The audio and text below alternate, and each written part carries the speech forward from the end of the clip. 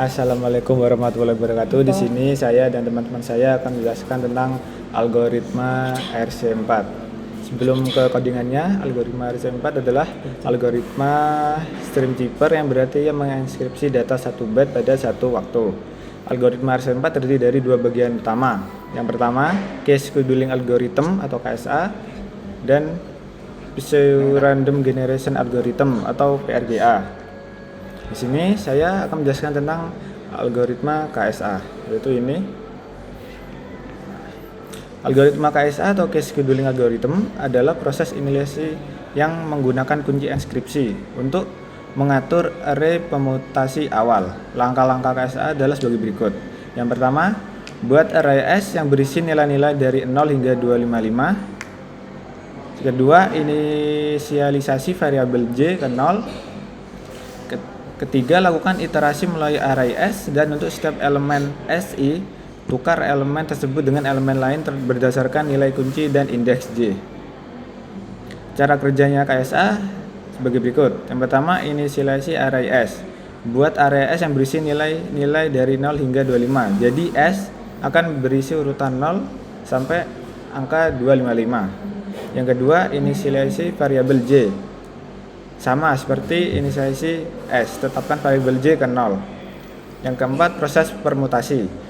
Iterasi melalui elemen array S sebanyak 265 kali, yaitu 0 hingga 255. Yang kedua, pada setiap iterasi I, hitung nilai baru untuk J menggunakan formula yang ada di sini. Setelah itu, tukar nilai SI dengan SJ. Dan akan menghasilkan array S yang termutasi. Sekian untuk penjelasan algoritma KSA. Untuk algoritma PRGA akan dilanjutkan oleh teman saya.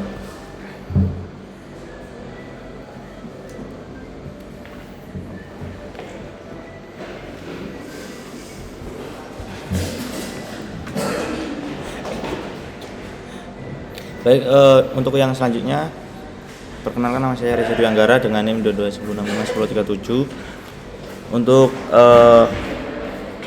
algoritma PRGA itu sendiri menghasilkan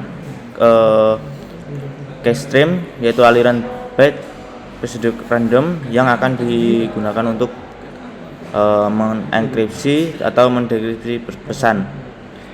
Untuk langkah-langkah PRGA sendiri, yaitu yang pertama, inisialisasi variabel dari I dan J ke 0. Lalu dalam setiap iterasi tingkatkan I dan J secara modular. Lalu tukar elemen dengan dalam array. Gitu. Untuk nilai yang selanjutnya, nilai array S untuk menghasilkan byte pseudo random. Untuk cara kerjanya ya, yang pertama itu inisialisasi variabel I dan J. Lalu proses case stream dalam tak terbatas itu atau hingga panjang pesan yang diinginkan itu perlu dilakukan. Yang pertama itu tingkatkan nilai I dengan 1 secara modular. Lalu hitung nilai baru untuk J menggunakan formula. Setelah itu tukar nilai S dengan SI dengan SJ itu. Lalu hitung case stream byte menggunakan byte K menggunakan formula. Setelah itu keluarkan case stream byte K. Untuk penjelasan yang manualnya akan dijelaskan oleh rekan saya.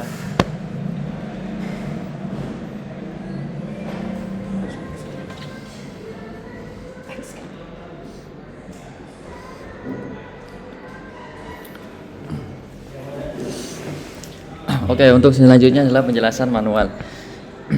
Yang pertama di sini ini adalah array dari S 0 hingga 255.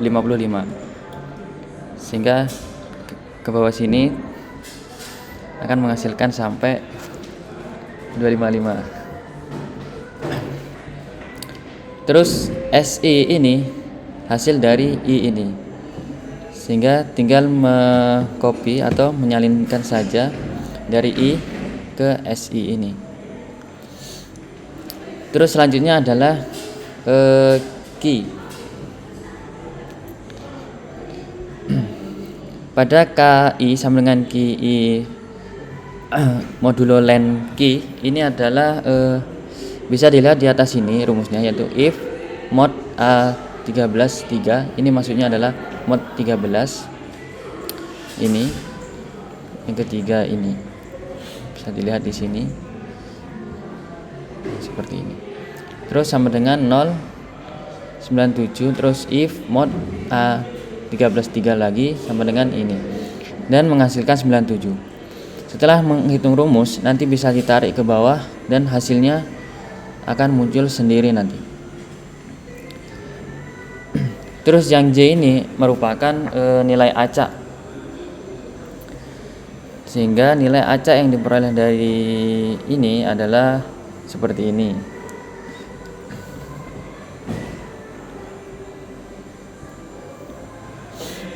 Selanjutnya adalah J plus S I plus K I modulo 256. Modulo 256 ini dari banyaknya ini, sehingga tinggal ditambahkan saja dari SI ini ditambah ke KI ini atau Q-nya ini dan di modulo 256 dan akan menghasilkan angka 97, 98, 120, 220 dan lain-lain. Nanti ini kalau sudah ditulis rumusnya tinggal tarik ke bawah maka hasilnya akan keluar. Selanjutnya adalah SI setelah swap. SI setelah swap ini merupakan modulo dari hasil gabungan. Jadi hasil gabungan ini di modulo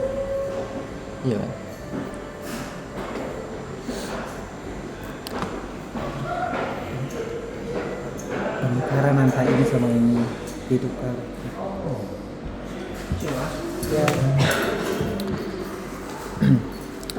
Jadi SI setelah swap ini dari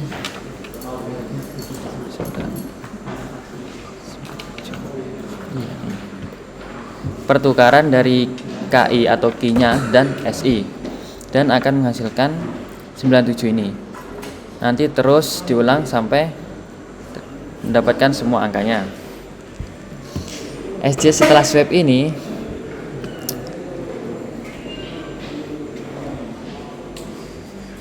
hasil pertukaran dari I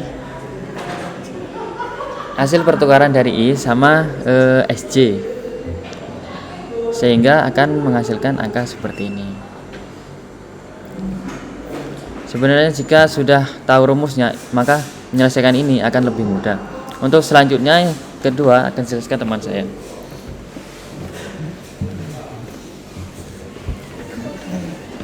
Baik, untuk proses PRGA atau Pseudo Random Generate Algorithm, di sini mula-mula menginisialisasikan untuk itu sama dengan 0 dan J itu sama dengan 0.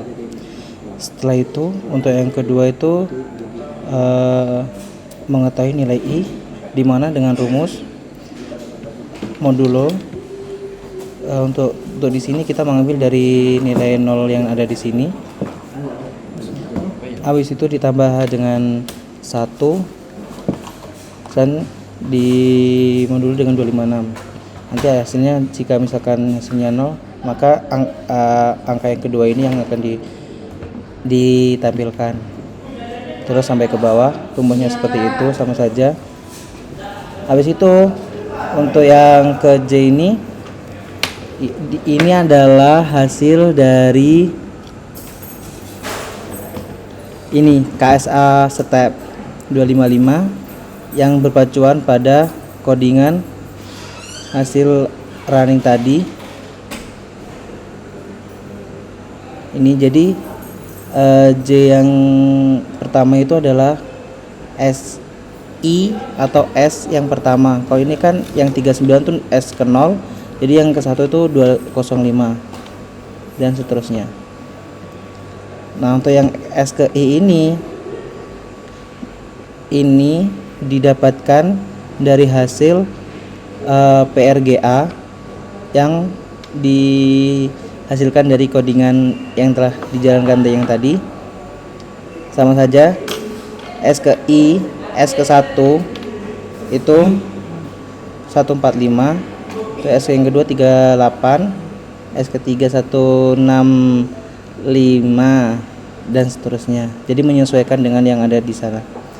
Nah, untuk S ke J itu kita tuh sebenarnya harus mencari untuk indeks ke 145 itu apakah untuk indeks 145 itu angkanya tuh berapa, dan yang S ke SJ yang kedua itu juga sama, indeks ke 38 itu angkanya berapa. Jadi kita cari di sini secara manual, kalau kelompok kami secara manual, soalnya kita nggak tahu cara cari sama codingan. Nah, untuk yang selanjutnya itu adalah proses penambahan SI sama SJ. Prosesnya tinggal mudah, cuma ditambah saja. Cuma dari rumus sebenarnya harus dibolak-balik. Jadi nilai SJ ini dipindah ke nilai SI dan nilai SI ini dipindah ke nilai SJ. Cuma kalau pertambahan kan nggak ada pengaruh untuk dibolak-balik. Jadi kita tetap pakai ini, masnya ini. Nah, untuk yang S ini adalah hasil dari sama kayak yang SJ tadi. Jadi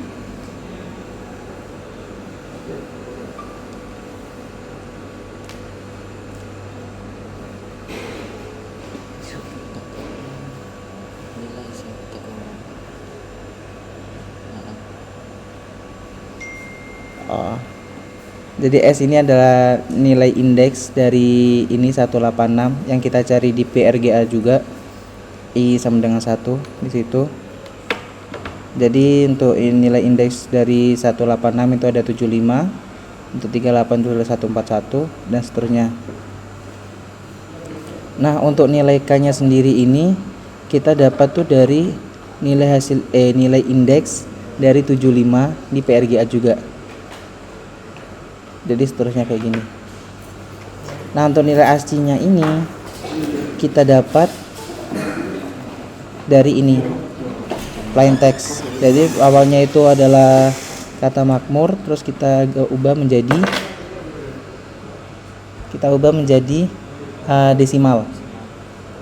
Jadi M-nya itu M besar itu 77, A itu 9 itu. Jadi ditaruh di sini, dipindah. Habis itu kita desimalkan. Desimalkan itu dengan cara nilai ASCII ini di XOR-kan ke ini dengan rumus ini, bit XOR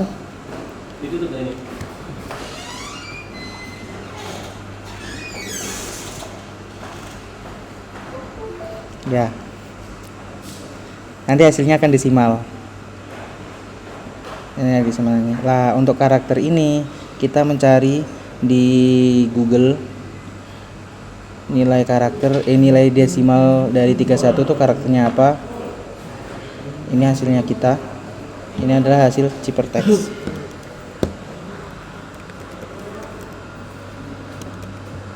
Ini adalah Ciphertext-nya. Jadi itu yang yang kami sampaikan, kurang lebihnya mohon maaf. Wabillahi taufiq wal hidayah. Wassalamualaikum warahmatullahi wabarakatuh.